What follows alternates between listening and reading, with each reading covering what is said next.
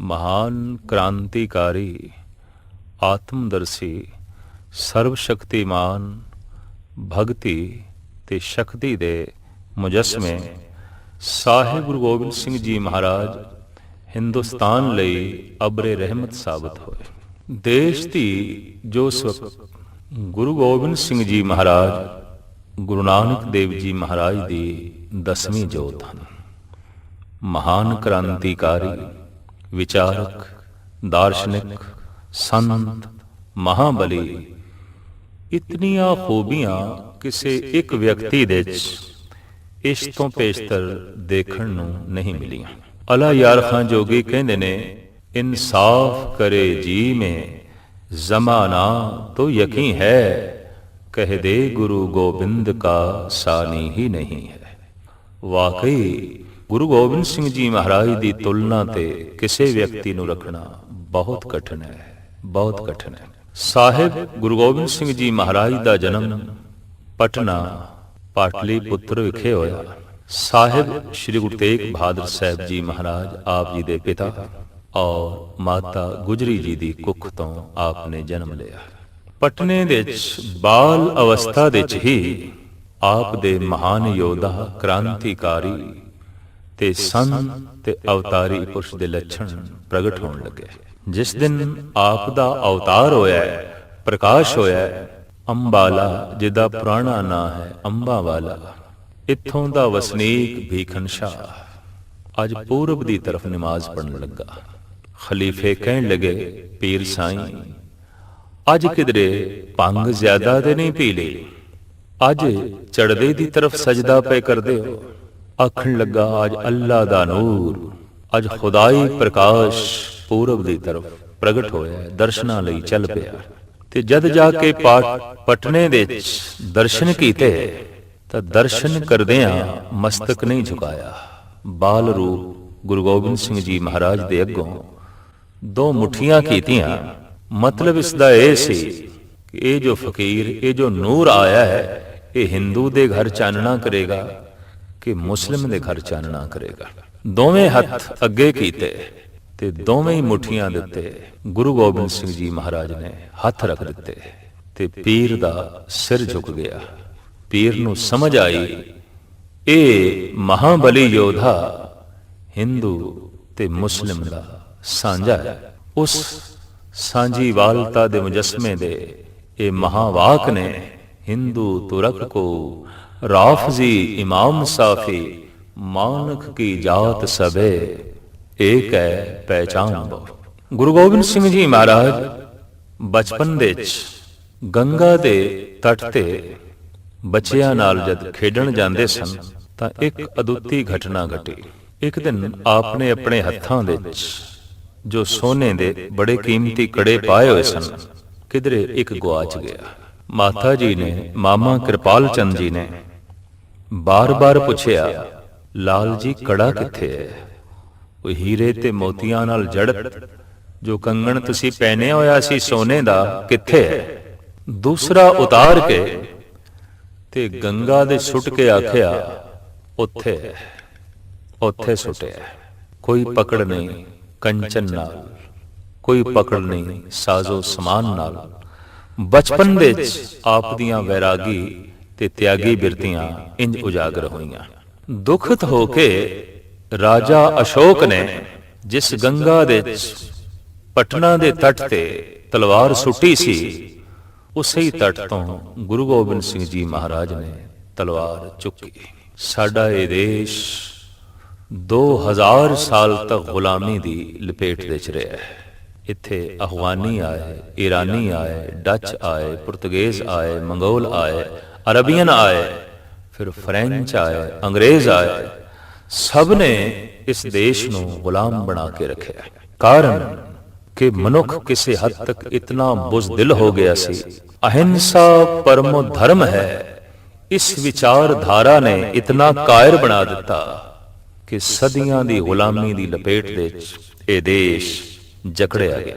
साहिब गुरु गोबिंद सिंह जी महाराज कहन लगे अहिंसा भी सूरबीर नूं ही शोभा देंदी है, कायर नूं नहीं, बुज़दिल नूं नहीं।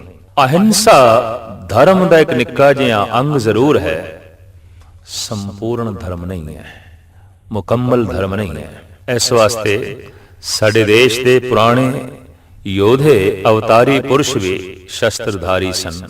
ਜੈਸੇ ਸ਼੍ਰੀ ਰਾਮ ਧਨੁਸ਼ ਬਾਣ ਧਾਰਨ ਕਰਦੇ ਨੇ, ਸ਼੍ਰੀ ਕ੍ਰਿਸ਼ਨ ਸੁਦਰਸ਼ਨ ਚੱਕਰ ਧਾਰਨ ਕਰਦੇ ਨੇ, ਅਰਜਨ ਦੇ ਹੱਥ ਵਿੱਚ ਧਨੁਸ਼ ਬਾਣ ਹੈ, ਪਰਸ਼ੁਰਾਮ ਦੇ ਕੋਲ ਬਰਛਾ ਹੈ, शिव जी के पास त्रिशूल है और गधा है, हनुमान कोल गरज के इस तरह के जितने अवतारी पुरुष ने कोई ना कोई शस्त्र अपने कोल रखते हैं। और इस गल का प्रतीक है कि हिफाजत बाहरों भी करनी है, हिफाजत अंदरों भी करनी है। अंदर दे वैरी कोई होर ने, बाहर दे वैरी कोई होर ने, ते संघर्ष दोहां नाल करना पेगा। अपनी आत्मा नूं भी बचाना है, अपने शरीर नूं भी बचाना है, अपने मन नूं भी बचाना है, पर अपनी धन संपदा नूं भी बचाना है, अपने देश नूं भी बचाना है, अपने देश की संस्कृति नूं भी बचाना है। देश प्यार दी लहर गुरु गोबिंद सिंह जी महाराज ने इस ढंग नाल भारत वासियां दे अंदर फूकी और आख्या, देश की आज़ादी लई और देश की संस्कृति नूं कायम रखण लई योधे चाहिए ने, महाबली चाहिए ने, जो सिर नूं हथेली ते रखन। हकीकत है, सच्चाई है। आनंदपुर साहब दे विसाखी वाले दिन आपने सिरां दी मंग की थी। जो सिर भेंट करना नहीं जानता वो अपने सिर की हिफाजत भी नहीं कर सकेगा। जो सिर भेंट करना जानते ने वो संस्कृति का सिर, देश का सिर, देश के धर्म का सिर उच्चा रखते हैं। पर जो सिर निछावर करना नहीं जानते वो देश का सिर नीवा करा छड़ते हैं। देश की संस्कृति नूं मलिया मेट करने दे च ही अगाह होंदे ने। तो गुरु गोबिंद सिंह जी महाराज महाबली इस तरह के सूरमे सन। अज तक दुनिया भर के आलम कहते आए ने कि लड़ाई का कारण जर, जमीन ते जोरू है। पर गुरु गोबिंद सिंह जी महाराज की जीवनी का वरखा पढ़ीए ਤਾਂ ਆਪ ਦੀਆਂ ਜੰਗਾਂ ਦਾ ਕਾਰਨ ਨਾ ਜ਼ਰ ਹੈ, ਨਾ ਜ਼ਮੀਨ ਹੈ, ਨਾ ਜ਼ੋਰੂ ਹੈ, ਔਰ ਦੁਨੀਆ ਦਾ ਵਾਹਿਦ ਇਹ ਪਹਿਲਾ ਮਹਾਪੁਰਸ਼ ਹੈ ਜਿਸ ਨੇ ਦੁਨੀਆ ਦੇ ਆਲਮਾਂ ਦੀ ਇਸ ਗੱਲ ਨੂੰ ਝਟਲਾ ਕੇ ਰੱਖ ਦਿੱਤਾ ਹੈ ਕਿ ਸਿਰਫ ਜ਼ਰ ਦੀ ਖਾਤਰ ਹੀ ਜੰਗ ਨਹੀਂ ਆਉਂਦੇ, ਸਿਰਫ ਜ਼ੋਰੀ ਦੀ ਖਾਤਰ ਹੀ ਜੰਗ ਨਹੀਂ ਆਉਂਦੇ, ਔਰ ਸਿਰਫ ਜ਼ਮੀਨ ਦੀ ਖਾਤਰ ਹੀ ਲੜਾਈ ਨਹੀਂ ਆਉਂਦੀ, बल्कि मजलूमां दी रखिया रही, दीना दी रखिया रही, देश दी रखिया रही, संस्कृति दी रखिया रही भी तलवार चुकनी पैंदी है। वैर विरोधी हिरदे नाल लड़ना होर गल है, निर्वैर जज्बे नाल लड़ना होर गल है। गुरु गोबिंद सिंह जी महाराज ने भावें हथ दे तलवार चुक लई है पर अंदर हिरदा निर्वैर है। और निर्वैर होने का एक बहुत वड्डा सबूत मैदान जंग विच ਸਿੰਘ ਸੂਰਮੇ ਜਿਨ੍ਹਾਂ ਨੂੰ ਮਾਰ-ਮਾਰ ਕੇ ਗਿਰਾ ਦਿੰਦੇ ਨੇ, ਭਾਈ ਕਨਈਆ ਉਹਨਾਂ ਨੂੰ ਹੀ ਜਲ ਪਿਲਾ ਕੇ ਖੜਾ ਕਰਦਾ ਹੈ।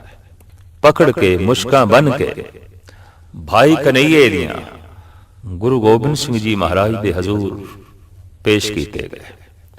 ਆਖਿਆ ਗਿਆ, ਮਹਾਰਾਜ ਇਹ ਸਾਡੇ ਵਿੱਚ ਗੱਦਾਰ ਹੈ। ਅਸੀਂ ਜਿਨ੍ਹਾਂ ਵੈਰੀਆਂ ਨੂੰ ਮਾਰ ਕੇ ਗਿਰਾਉਂਦੇ ਹਾਂ ਇਹ ਉਹਨਾਂ ਨੂੰ ਹੀ ਪਾਣੀ ਪਿਲਾ ਕੇ ਫਿਰ ਸੁਰਜੀਤ ਕਰ ਦਿੰਦਾ ਹੈ। गुरु गोबिंद सिंह जी महाराज ने भाई कन्हैया तो पूछा, क्यों भाई कन्हैया ये तेरे ते की इल्जाम लांदे ने, तू वैरियां नूं पानी पिलाना है? महाराज मैं ते किसी वैरी नूं पानी नहीं पिलाया, मैं ते आप नूं जल छकाना। मैं ते जिस मुंह नूं देखदा आप दा ही मुखड़ा प्रतीत होंदा है। गलवकड़ी च ले लिया। गुरु गोबिंद सिंह जी महाराज ने अपने कोलों मरम डब्बी भी दिती, आख्या लै जख्मां ते मरम पट्टी भी कर लिया कर।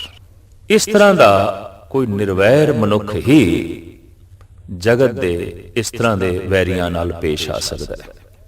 निर्वैर हिरदा साहिब श्री गुरु गोबिंद सिंह जी महाराज का इस तरह है जिवें एक डॉक्टर मरीज का ऑपरेशन करन लग्या नश्तर चलांदा है, छुरा चलांदा है, चाकू चलांदा है, लेकिन वैर भाव करके नहीं। वो छुरा वो नश्तर दे चों मरीज की जिंदगी लभ रहा है, ओदी हयात लभ रहा है। तो छुरा डॉक्टर दे हथ दे च है, छुरा ਕਾਤਲ ਦੇ ਹੱਥ ਦੇ ਵਿੱਚ ਵੀ ਹੈ। ਕਾਤਲ ਛੁਰੇ ਦੇ ਵਿੱਚ ਦੂਸਰੇ ਦੀ ਮੌਤ ਲੱਭ ਰਿਹਾ ਹੈ ਔਰ ਡਾਕਟਰ ਛੁਰੇ ਦੇ ਵਿੱਚ ਦੂਸਰੇ ਦੀ ਜ਼ਿੰਦਗੀ ਲੱਭ ਰਿਹਾ ਹੈ। ਛੁਰਾ ਚਲਾਇਆ ਡਾਕਟਰ ਨੇ, ਮਰੀਜ਼ ਮਰ ਗਿਆ, ਨਹੀਂ ਬਚਿਆ, तो कत्ल का मुकदमा नहीं दर्ज होगा क्योंकि उसका इरादा ही नहीं सी।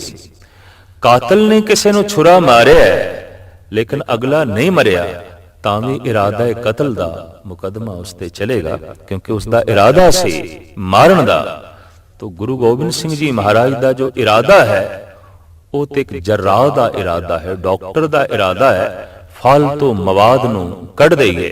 जैसे बांह दे बहुत मवाद भर जाए या पैर दे तो डॉक्टर कहता है समुचे जिसम नूं बचाने की खातर ये पैर कटना पेगा, ये बांह कटनी पैनी। कई दफा समुचे देश ते देश की संस्कृति नूं बचाने की खातर कुछ एक नूं एक पासे करना पैंदा है, तां देश बचदा है, तां देश की संस्कृति बचती है। एक आलम दा कहना है कि गुरु गोबिंद सिंह जी महाराज के अनेकां रूप ने।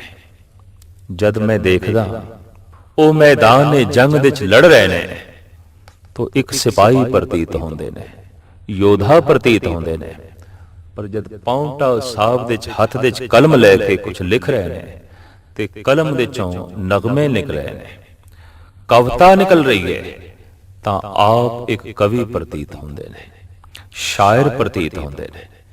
जद उन्होंने सोने के सिंघासन ते बैठा देखीदा, चौर हो रही है, नजराने भेंट हो रहे हैं, लोकी सजदे दे विच ने, तां इंज प्रतीत हो जाए जैसे एक शहनशाह सिंघासन ते बैठा है। पर जद पंजां ही प्यारियां दे अगों हाथ जोड़ के गुरु गोबिंद सिंह जी महाराज खड़े ने ते अमृत दी दात मंगदे ने, उदों भिखारी प्रतीत होंदे ने। अज तक जिन्ने दरवेश होए ने वो बादशाह नहीं होए, और जो बादशाह होए ने वो दरवेश नहीं होए। जद किसी बादशाह नूं दरवेश बनन दा शौक जागया है, उन्हें बादशाहत नूं लत मारी है। भरतरी ने, राजा गोपी चंद ने ते इस पद्धर दे होर महापुरुषां ने राज सिंघासन नूं लत मार के संतपना कबूल किया, योगी बने, सिद्ध बने, संत बने, दरवेश बने। ते जद कदी किसी दरवेश के अंदर संत दे अंदर राजा बनन दा शौक पैदा होया तो उन्हें संतगिरी छड़ दी, उन्हें दरवेशी छड़ दी। दुनिया दे एक वाहिद मुकम्मल इंसान आया, पूर्ण पुरख आया, जिन्हें दरवेशी की खातर बादशाहत नहीं छड़ी और जिन्हें बादशाहत की खातर दरवेशी नहीं छड़ी।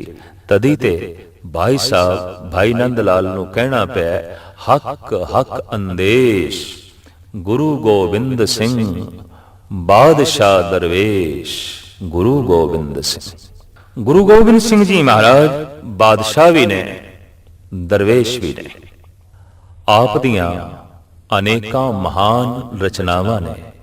दसम ग्रंथ की रचना आपने पाउंटा साहब दे विच कीती, जिहदे विच जाप साहब, अकाल उस्तत, बचित्र नाटक, चंडी दीवार, भगवती दीवार, ज्ञान प्रबोध, कृष्णा अवतार, रामा अवतार, गरज के 24 अवतारां दी कथा, ये महान रचना गुरु गोबिंद सिंह जी महाराज ने, जिन्हां ने जगत की झोली दे विच पाई है। साहिब गुरु गोबिंद सिंह जी महाराज एक अद्विती शायर ने, कलम दे धनी ने, महान लिखारी ने, और उस आपने साफ ये भी कर दिता है कि बहुत कुछ मैं अनुवाद किया है। दसम कथा भागवत की भाखा करी बनाए, अवर बासना नाहे प्रभ धर्म युद्ध के जाए। मैं पुरातन धर्म ग्रंथां दी भाषा की है, टीका किया है, तर्जमा किया है। क्यों तर्जमा किया है? ताकि जगत नूं पता चल जाए देश का पुराना धार्मिक इतिहास की है, देश का पुराना धार्मिक ढांचा की है, ते असी जगत नूं की दे रहे हैं, असी जगत की झोली दे की पा रहे हैं। साहिब श्री गुरु गोबिंद सिंह जी महाराज के बारे भाई साहब भाई संतोख सिंह जी के यह ख्याल ने कि इस तरह की महान मूर्ति अगर आलमे वजूद दे च ना आंदी ਤੇ ਅੱਜ ਦੇਸ਼ ਵਿੱਚ ਕੀ ਹੋਣਾ ਸੀ? ਛਾਏ ਜਾਤੀ ਏਕਤਾ ਅਨੇਕਤਾ ਬਿਲਾਏ ਜਾਤੀ, ਹੋਵਤ ਕੁਚੀਲਤਾ ਕਤੇਬਨ ਕੁਰਾਨ ਕੀ, पाप ही परपक जाते धर्म धसक जाते बरन गरक जाते, सहित विधान की देवी देव देहुरे संतोख सिंह दूर होते, रीत मिट जाती कथा वेदन पुराण की, श्री गुरु गोबिंद सिंह पावन परम सूर, मूर्त न होती जो पै करुणा निधान की। ऐसी बख्शिश भरी मूर्ति जे ना आउंदी ते देश दी ਇਹ ਹਾਲਤ ਅੱਜ ਨਹੀਂ ਆਉਣੀ ਸੀ। ਭਾਵ ਇਹ ਜੋ ਸੰਸਕ੍ਰਿਤੀ ਬਚੀ ਹੋਈ ਹੈ ਦੇਸ਼ ਦੀ, ਇਹ ਗੁਰੂ ਗੋਬਿੰਦ ਸਿੰਘ ਜੀ ਮਹਾਰਾਜ ਦਾ ਸਦਕਾ, ਉਹਨਾਂ ਦੀ ਰਹਿਮਤ ਦਾ ਸਦਕਾ, ਉਹਨਾਂ ਦੀ ਬਖਸ਼ਿਸ਼ ਦਾ ਸਦਕਾ। ਆਪ ਦਾ ਆਗਮਨ ਭਾਈ ਸਾਹਿਬ ਭਾਈ ਨੰਦ ਲਾਲ ਦੇ ਲਫ਼ਜ਼ਾਂ 'ਚ ਬਹਾਰ ਦਾ ਆਗਮਨ ਹੈ, ਮੌਸਮੇ ਬਹਾਰ ਦਾ ਆਗਮਨ। ਬਾਹੋਸ਼ ਬਾਸ਼ ਕੇ ਹੰਗਾਮੇ ਨੌ ਬਹਾਰ ਆਮਦ। ਸਾਡੇ ਦੇਸ਼ ਦੀਆਂ 6 ਰੁੱਤੂਆਂ ਦੇ ਚੋਂ ਬਹਾਰ ਦੀ ਰੁੱਤ ਰੁੱਤੂਆਂ ਦਾ ਰਾਜਾ ਹੈ, ਸਿਰਮੌਰ ਮਹਾਨ ਹੈ। ਕਿਉਂ? ਮੌਸਮੇ ਬਹਾਰ ਵਿੱਚ ਗਰਮੀ ਇਤਨੀ ਜਿਤਨੀ ਸਹਿਨ ਹੋ ਸਕੇ, ਤੇ ਠੰਡ ਵੀ ਇਤਨੀ ਹੈ ਜਿਤਨੀ ਕਿ ਬਰਦਾਸ਼ਤ ਹੋ ਸਕੇ। ਫੁੱਲ ਖਿੜਦੇ ਨੇ ਮੌਸਮੇ ਬਹਾਰ ਵਿੱਚ, ਬਹੁਤੀ ਗਰਮੀ ਹੋਵੇ ਤੇ ਗਰਮੀ ਨਾਲ ਫੁੱਲ ਝੁਲਸ ਜਾਂਦੇ ਨੇ, ਪਰ ਜੇ ਬਹੁਤੀ ਠੰਡ ਹੋਵੇ, ਕੱਕਰ ਪੈ ਰਿਹਾ ਹੋਵੇ, ਪਾਲਾ ਪੈ ਰਿਹਾ ਹੋਵੇ, ਤਾਂ ਫੁੱਲ ਮੁਰਝਾ ਜਾਂਦੇ ਨੇ, ਨਹੀਂ ਪੈਦਾ ਹੁੰਦੇ। ਤੋ ਗੱਲ ਸਪਸ਼ਟ ਹੈ ਕਿ ਬਰਫ਼ ਪੈ ਰਹੀ ਹੈ, ਫੁੱਲ ਨਹੀਂ ਪੈਦਾ ਹੋਣਗੇ। ਲੂ ਚੱਲ ਰਹੀ ਹੈ, ਫੁੱਲ ਝੁਲਸ ਜਾਣਗੇ। ਫੁੱਲਾਂ ਨੂੰ ਖੇੜੇ ਲਈ, ਫੁੱਲਾਂ ਦੀ ਉਤਪਤੀ ਲਈ ਮੌਸਮੇ ਬਹਾਰ ਚਾਹੀਦਾ ਹੈ। ਜੋ ਬਹੁਤ ਗਰਮ ਹੈ ਉਹ ਜ਼ਾਲਮ ਹੋ ਜਾਏਗਾ, ਜੋ ਬਹੁਤ ਠੰਡਾ ਹੈ ਉਹ ਬੁਜ਼ਦਿਲ ਹੋ ਜਾਏਗਾ। ਦੇਸ਼ ਦੇ ਜੋ ਸੰਘਰਸ਼ ਸੀ ਉਹ ਇਸ ਤਰ੍ਹਾਂ ਦਾ ਸੀ ਕਿ ਇੱਕ ਪਾਸੇ ਇੱਕ ਜ਼ਾਲਮ ਸੀ, ਬਹੁਤ ਗਰਮ ਸੀ, ਬਹੁਤ ਗਰਮ ਸੀ, ਦੂਸਰੇ ਪਾਸੇ ਇੱਕ ਬੁਜ਼ਦਿਲ ਸੀ, ਬਹੁਤ ਠੰਡਾ ਸੀ, ਬਹੁਤ ਠੰਡਾ ਸੀ। ਗੁਰੂ ਗੋਬਿੰਦ ਸਿੰਘ ਜੀ ਮਹਾਰਾਜ ਨੇ ਜਿਸ ਖਾਲਸੇ ਨੂੰ ਜਨਮ ਦਿੱਤਾ, ਆਖਿਆ ਤੁਸੀਂ ਬਹਾਰ ਦੀ ਤਰ੍ਹਾਂ ਹੋਣਾ, ਨਾ ਇਤਨਾ ਗਰਮ ਕਿ ਜਣੇ ਖਣੇ ਦੀ ਪੱਗ ਲਾਓ, ਨਾ ਇਤਨੇ ਠੰਡੇ ਕਿ ਜਣਾ ਖਣਾ ਤੁਹਾਡੀ ਪੱਗ ਲਾ ਛੱਡੇ। ਮੌਸਮੇ ਬਹਾਰ ਬਾਹੋਸ਼ ਬਾਸ਼ ਕੇ ਹੰਗਾਮੇ ਨੌ ਬਹਾਰ ਆਮਦ। ਬਹਾਰ ਆਮਦ ਯਾਰ ਆਮਦ ਕਰਾਰ ਆਮਦ। ਭਾਈ ਸਾਹਿਬ ਭਾਈ ਨੰਦ ਲਾਲ ਕਹਿੰਦੇ ਨੇ, ਗੁਰੂ ਗੋਬਿੰਦ ਸਿੰਘ ਜੀ ਮਹਾਰਾਜ ਦੀ ਆਮਦ ਮੌਸਮੇ ਬਹਾਰ ਦੀ ਆਮਦ ਹੈ। ਆਪ ਨੇ ਦੇਸ਼ ਵਾਸੀਆਂ ਨੂੰ ਨਵੀਂ ਸੇਧ ਦਿੱਤੀ ਔਰ ਆਖਿਆ, ਜਦ ਮਜਬੂਰ ਹੋ ਜਾਓ, ਲਾਚਾਰ ਹੋ ਜਾਓ, ਤਾਂ ਸ਼ਸਤਰ ਚੁੱਕਣਾ ਵੀ ਧਰਮ ਹੈ। ਚੁੰਕਾਰਜ਼ ਹਮਾ ਹੀਲ ਤੇ ਦਰਗੁਯਸਤ, ਹਲਾਲਸਤ ਬੁਰਦਮ ਬਸ਼ਮਸ਼ੀਰ ਦਸਤ। ਜਦ ਵਕਤ ਦੇ ਸਤਾਧਾਰੀਆਂ ਨੇ ਆਪ ਨੂੰ ਇਹ ਆਖਿਆ ਕਿ ਆਪ ਸੰਤ ਹੋ, ਗੁਰੂ ਹੋ, ਫਕੀਰ ਹੋ, ਫਕੀਰ ਦਾ ਸ਼ਸਤਰਧਾਰੀ ਹੋਣਾ ਠੀਕ ਨਹੀਂ, ਤਾਂ ਆਪ ਨੇ ਫਰਮਾਨ ਕੀਤਾ, ਬਲਾਚਾਰਗੀ ਦਰਮਿਆਨ ਆਮਦਮ, ਬਤਦਬੀਰੋ ਤੀਰੋ ਤੁਫੰਗ ਆਮਦਮ। ਮੈਂ ਲਾਚਾਰ ਹੋ ਕੇ ਸ਼ਸਤਰ ਚੁੱਕਿਆ, ਬੰਦੂਕ ਚੁੱਕੀ, ਮਜਬੂਰ ਹੋਇਆ। ਐ ਸਤਾਧਾਰੀਓ, ਤੁਹਾਡੇ ਤੇ ਗਿਆਨ ਦਾ, ਵਿਚਾਰ ਦਾ, ਸ਼ਾਂਤੀ ਦਾ, ਖਿਮਾ ਦਾ ਅਸਰ ਨਹੀਂ ਪਿਆ, ਮੈਨੂੰ ਮਜਬੂਰਨ ਸ਼ਸਤਰ ਚੁੱਕਣਾ ਪਿਆ। ਤੋ ਇਹ ਵਾਕ ਗੁਰੂ ਗੋਬਿੰਦ ਸਿੰਘ ਜੀ ਮਹਾਰਾਜ ਦੇ ਅਮਰ ਵਾਕ ਨੇ। ਚੁੰਕਾਰਜ਼ ਹਮਾ ਹੀਲ ਤੇ ਦਰਗੁਯਸਤ, ਹਲਾਲਸਤ ਬੁਰਦਮ ਬਸ਼ਮਸ਼ੀਰ ਦਸਤ। ਸਾਡੇ ਦੇਸ਼ ਦੇ ਇੱਕ ਪ੍ਰਸਿੱਧ ਕਵੀ ਦਾ ਕਹਿਣਾ ਹੈ, ਐ ਮਾਂ, ਜੇ ਤੂੰ ਬੱਚੇ ਨੂੰ ਜਨਮ ਦੇਣਾ ਹੈ ਉਹ ਸੂਰਮਾ ਹੋਵੇ, ਜੇ ਸੂਰਮਾ ਨਹੀਂ ਤਾਂ ਭਗਤ ਹੋਵੇ, ਜੇ ਭਗਤ ਨਹੀਂ ਤਾਂ ਕਮ ਸੇ ਕਮ ਦਾਨੀ ਤਾਂ ਜ਼ਰੂਰ ਹੋਵੇ। ਜਨਨੀ ਜਨੇ ਤਾਂ ਭਗਤ ਜਨ, ਕਹਿ ਦਾਤਾ ਕਹਿ ਸੂਰ, ਨਹੀਂ ਤਾਂ ਜਨਨੀ ਬਾਂਝ ਰਹੇ, ਕਾਹੇ ਗਵਾਵੇ ਨੂਰ। ਆਦਿਕਾਲ ਤੋਂ ਇਹ ਵਿਚਾਰਧਾਰਾ ਬਣੀ ਹੋਈ ਹੈ ਵੀ ਜਿਨ੍ਹਾਂ ਨੇ ਜਗਤ ਨੂੰ ਤਾਮੀਰ ਕੀਤਾ ਹੈ, ਜਗਤ ਨੂੰ ਕੁਝ ਦਿੱਤਾ ਹੈ, ਦਾਨੀਆਂ ਨੇ ਕੁਝ ਦਿੱਤਾ ਹੈ, ਸੂਰਮਿਆਂ ਨੇ ਕੁਝ ਦਿੱਤਾ ਹੈ, ਭਗਤਾਂ ਨੇ ਕੁਝ ਦਿੱਤਾ ਹੈ। ਇਸ ਵਾਸਤੇ ਆਖਿਆ ਗਿਆ, ਐ ਮਾਂ, ਅਗਰ ਤੂੰ ਭਗਤ ਨਹੀਂ ਪੈਦਾ ਕਰ ਸਕਦੀ, ਦਾਤਾ ਨਹੀਂ ਪੈਦਾ ਕਰ ਸਕਦੀ, ਸੂਰਮਾ ਨਹੀਂ ਪੈਦਾ ਕਰ ਸਕਦੀ, ਤਾਂ ਫਿਰ ਤੇਰਾ ਬਾਂਝ ਰਹਿਣਾ ਹੀ ਬਿਹਤਰ ਹੈ। ਵਾਹ ਸਾਹਿਬ ਸ੍ਰੀ ਗੁਰੂ ਗੋਬਿੰਦ ਸਿੰਘ ਜੀ ਮਹਾਰਾਜ, ਐਸਾ ਪੂਰਨ ਪੁਰਖ जो दाता भी है, भगत भी है, सूरमा भी है। सूरमा ऐसा कि ਲੱਖਾਂ ਦੀ ਫੌਜ ਦਾ ਘੇਰਾ ਪਿਆ ਹੋਵੇ, ਹੌਸਲਾ ਪਸਤ ਨਹੀਂ ਹੁੰਦਾ, ਹੌਸਲੇ ਨਾਲ ਆਪ ਲੜਦੇ ਨੇ। ਇੰਨੇ ਮਹਾਨ महाबली, और आपने ही ऐसा कह देता, 1.25 लाख से एक लड़ाऊं तब है गोबिंद सिंह नाम कहाऊं। तो 1.25 लाख नाल लड़न लई दरअसल जिगरा चाहिए, हिम्मत चाहिए, हौसला चाहिए। आप भगत इतने महान ने कि मैदान जंग दे च भी जे अमृत वेला हो गया है तो समाधि ला के बैठ गए ने, आसा दीवार नूं सुन रहे ने, मगन हो के प्रभु दे गीत गा रहे ने। इस तरह दे आप भगत ने। दानी दानियां दे ते आप नूं कहा जांदा है सरबंस दानी, जो कुछ भी है दान कर दिता इस देश नूं, जो कुछ भी सी दान कर दिता जगत दे मजलूमां नूं, जगत दे यतीमां नूं, जगत दे दुखियां नूं धन दान कर दिता, अन्न दान कर दिता, भूषण दान कर दिते, महल माड़ियां दान कर दित्तियां, अपने सिंह दान कर दिते, अपने पुत्र दान कर दिते, अपना परिवार दान कर दिता और अपना आप भी निछावर कर दिता। सरबंस दानी, अन्न दे दानी ते धन दे दानी दुनिया दे बहुत सारे मिलणगे, पर सरबंस दानी तां केवल गुरु गोबिंद सिंह जी महाराज ने, जिन्हां ने इस देश दे उत्तों सब कुछ निछावर कर दिता, सब कुछ कुर्बान कर दिता। लाला दौलत राय कहंदे ने कि जद मैं रामायण दी जंग दा अध्ययन करदा ते उत्थे कारण ने 2 इस्त्रियां, सीता ते ਸਰੂਪਨਖਾ। ਸਰੂਪਨਖਾ ਦੀ ਨੱਕ ਲਕਸ਼ਮਣ ਨੇ ਕੱਟ ਦਿੱਤੀ। ਬਦਲੇ ਦੀ ਭਾਵਨਾ ਦੇ ਵਿੱਚ ਰਾਵਣ ਸੀਤਾ ਨੂੰ ਚੁੱਕ ਕੇ ਲੈ ਗਿਆ। ਬਹੁਤ ਵੱਡਾ ਸੰਘਰਸ਼ ਹੋਇਆ।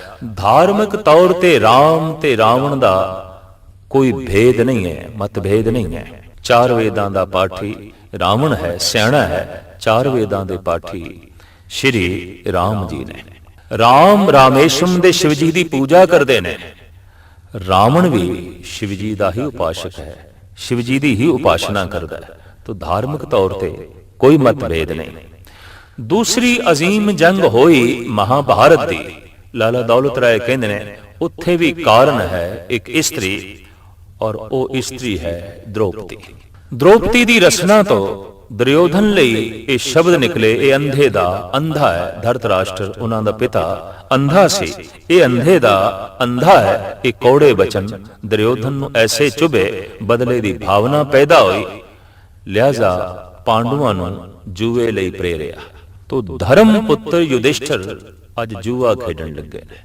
हैरानगी, वो जूए दे च धन हारदे ने, फिर वस्त्र हारदे ने, भूषण हारदे ने, महल हार जांदे ने, फिर राज पाठ हार जांदे ने। ते इतना वड्डा जुआरी फिर पत्नी हार जांदा है, फिर वो द्रौपदी नूं हार जांदे ने। फिर ये अगां चल के बहुत वड्डे संघर्ष दा कारण बनी, महाभारत दे युद्ध दा कारण बनी। लाला दौलत राय कहंदे ने सवाने उमरी गुरु गोबिंद सिंह जी महाराज दे च महाबली, जो आप दी लिखत एक बड़ी सुंदर किताब है, ओदे च आप कहंदे ने कि ये जिहड़ियां 2 अजीम महान जंगां पुराने समय च साडे देश दे च होईयां, कारण इस्त्री है ते धार्मिक तौर ते कोई मतभेद नहीं है। ते दोवें पासे राजे ने, एक पासे सेना दे मुखी ने द्वारका दे राजा, एक पासे दुर्योधन आप ने इंद्रप्रस्थ दे राजा मुखी सिरमौर। धार्मिक तौर ते कोई मतभेद नहीं। पांडव पढ़े ने द्रोणाचार्य कोल, कौरव भी पढ़े ने द्रोणाचार्य कोल। धर्म एक है, धार्मिक तौर ते कोई मतभेद नहीं। दोवें राजे ने। तो जंग दा कारण है एक इस्त्री, और वो इस्त्री है द्रौपदी। लाला दौलत राय कहंदे ने जद मैं गुरु गोबिंद सिंह जी महाराज दीयां लड़ाइयां दा अध्ययन करदा, उस नाल जंग है जिस नाल धार्मिक तौर ते भी आप दा मतभेद है। उस नाल आप दा संघर्ष है कि एक पासे एक देश दा राजा है, सुल्तान है, और दूजे पासे एक फकीर है जिहदे खजानियां दे कुछ भी नहीं है। फिर ये बहुत वड्डी जंग भी जो अनेका लड़ियां गईयां, जर जमीन जोरू दी खातर नहीं ने, देश दी रखिया दी खातर, देश दी मजलूमां दी खातर, देश दी असमत दी खातर, ਔਰ ਉਸ ਹਾਲਤ ਦੇ ਵਿੱਚ ਸਤਿਗੁਰ ਨੇ ਤਲਵਾਰ ਉਠਾਈ ਜਦ ਦੇਸ਼ ਦੀ ਅਸਮਤ ਗਜ਼ਨੀ ਦੇ ਬਾਜ਼ਾਰਾਂ 'ਚ ਟਕੇ ਟਕੇ ਦੇ ਵਿੱਚ ਵਿਕਦੀ ਸੀ। ਰਾਮਾਇਣ ਦੇ ਇੱਕ ਬੜੇ ਕੀਮਤੀ ਮਧੁਰ ਵਾਕ ਜੋ ਮਹਾਤਮਾ ਤੁਲਸੀ ਨੇ ਲਿਖੇ ਨੇ, ਅਨਜ ਬਧੂ ਭਗਨੀ ਸੁਤ ਨਾਰੀ ਹੇ ਸਠ ਇਹ ਕੰਨਿਆ ਸਮਚਾਰੀ। ਜਦ ਪੇੜਾਂ ਦੀ ਓਟ ਵਿੱਚ ਛੁਪ ਕੇ ਸ਼੍ਰੀ ਰਾਮ ਨੇ ਬਾਲੀ ਨੂੰ ਮਾਰ ਦਿੱਤਾ ਹੈ ਤੇ ਬਾਲੀ ਨੇ ਕਿਹਾ ਭਗਵਾਨ ਨੇ ਘੋਰ ਪਾਪ ਕੀਤਾ ਹੈ, ਤੋ ਰਾਮ ਕਹਿੰਦੇ ਨਹੀਂ, ਮੈਂ ਪਾਪ ਨਹੀਂ ਕੀਤਾ ਤੈਨੂੰ ਮਾਰ ਕੇ। ਇਹਨੇ ਛੋਟੇ ਭਰਾ ਦੀ ਇਸਤਰੀ ਤਾਰਾ ਨੂੰ ਜਬਰਨ ਆਪਣੇ ਕੋਲ ਰੱਖ ਲਿਆ ਸੀ। ਤੋ ਸ਼੍ਰੀ ਰਾਮ ਦੇ ਇਹ ਬੋਲ ਜਿਹਨੂੰ ਕਲਮ ਬੰਦ ਕਰਦੇ ਨੇ ਸ਼੍ਰੀ ਤੁਲਸੀ, ਅਨਜ ਬਧੂ ਭਗਨੀ ਸੁਤ ਨਾਰੀ ਇਹ ਸਠ ਇਹ ਕੰਨਿਆ ਸਮਚਾਰੀ। ਤਾਹੇ ਕੁਦ੍ਰਿਸ਼ਟ ਬਿਲੋਕੇ ਜੋਈ ਤਾਹੇ ਬਧੇ ਕਛ ਪਾਪ ਨਾ ਹੋਈ। ਅਨਜ ਬਧੂ ਛੋਟੇ ਭਰਾ ਦੀ ਇਸਤਰੀ, ਭਗਨੀ ਭੈਣ, ਸੁਤ ਨਾਰੀ ਨੂੰ ਤੇ ਚੌਥੀ ਕੰਨਿਆ। ਇਹਨਾਂ ਚਾਰਾਂ ਨੂੰ ਹੀ ਕੰਨਿਆ ਦੇ ਸਮਾਨ ਸਮਝਣਾ ਚਾਹੀਦਾ ਤੇ ਜਿਹੜਾ ਕੁਦ੍ਰਿਸ਼ਟੀ ਨਾਲ ਵੇਖੇ ਉਸ ਨੂੰ ਮੈਂ ਵੱਧ ਕਰ ਦਿਆਂ, ਕੋਈ ਪਾਪ ਨਹੀਂ, ਕੋਈ ਪਾਪ ਨਹੀਂ। ਇਹ ਸ਼੍ਰੀ ਰਾਮ ਦੇ ਬੋਲ। ਤੇ ਜਦ ਦੇਸ਼ ਦੀ ਅਸਮਤ ਟਕੇ ਟਕੇ ਦੇ ਗਜ਼ਨੀ ਦੇ ਬਾਜ਼ਾਰਾਂ 'ਚ ਵਿਕਦੀ ਸੀ, ਮਜਬੂਰਨ ਗੁਰੂ ਗੋਬਿੰਦ ਸਿੰਘ ਜੀ ਮਹਾਰਾਜ ਨੂੰ ਤਲਵਾਰ ਚੁੱਕਣੀ ਪਈ ਦੇਸ਼ ਦੀ ਅਸਮਤ ਨੂੰ ਬਚਾਉਣ ਲਈ, ਦੇਸ਼ ਦੀ ਗੈਰਤ ਨੂੰ ਬਚਾਉਣ ਲਈ। ਸਰਬੰਸ ਦਾਨ ਕਰਕੇ ਦੇਸ਼ ਦੀ ਗੈਰਤ, ਸੰਸਕ੍ਰਿਤੀ, ਧਰਮ ਨੂੰ ਬਚਾ ਕੇ ਆਪ ਹਜ਼ੂਰ ਸਾਹਿਬ ਦੇ ਵਿੱਚ ਸ਼੍ਰੀ ਸੱਚਖੰਡ ਦੇ ਵਿੱਚ ਜੋਤੀ ਜੋਤ ਸਮਾ ਗਏ। ਗੁਰੂ ਗ੍ਰੰਥ ਸਾਹਿਬ ਜੀ ਮਹਾਰਾਜ ਨੂੰ ਆਪਨੇ ਰਸਮੀ ਗੱਦੀ ਦਿੱਤੀ, ਤਿਲਕ ਦਿੱਤਾ ਕੇਸਰ ਦਾ, ਪਰਿਕਰਮਾ ਕੀਤੀ, ਨਾਰੀਅਲ ਅੱਗੋਂ ਰੱਖ ਕੇ ਮੱਥਾ ਟੇਕ ਕੇ ਕਹਿ ਦਿੱਤਾ, ਐ ਖਾਲਸਿਓ, ਆਇੰਦਾ ਤੋਂ ਸਰੀਰਕ ਰੂਪ ਦੇ ਵਿੱਚ ਗੁਰੂ ਹੋਵੇਗਾ ਪੰਥ, ਅਧਿਆਤਮਿਕ ਰੂਪ ਦੇ ਵਿੱਚ ਗੁਰੂ ਹੋਵੇਗਾ ਗ੍ਰੰਥ। ਤੋ ਗੁਰੂ ਗ੍ਰੰਥ ਤੇ ਗੁਰੂ ਪੰਥ ਦੀ ਪ੍ਰਥਾ ਇਸ ਤਰੀਕੇ ਨਾਲ ਗੁਰੂ ਗੋਬਿੰਦ ਸਿੰਘ ਜੀ ਮਹਾਰਾਜ ਰਾਇਜ ਕਰਕੇ ਜੋਤੀ ਜੋਤ ਸਮਾ ਗਏ ਸ਼੍ਰੀ ਹਜ਼ੂਰ ਸਾਹਿਬ ਦੇ ਸੱਚਖੰਡ ਦੇ।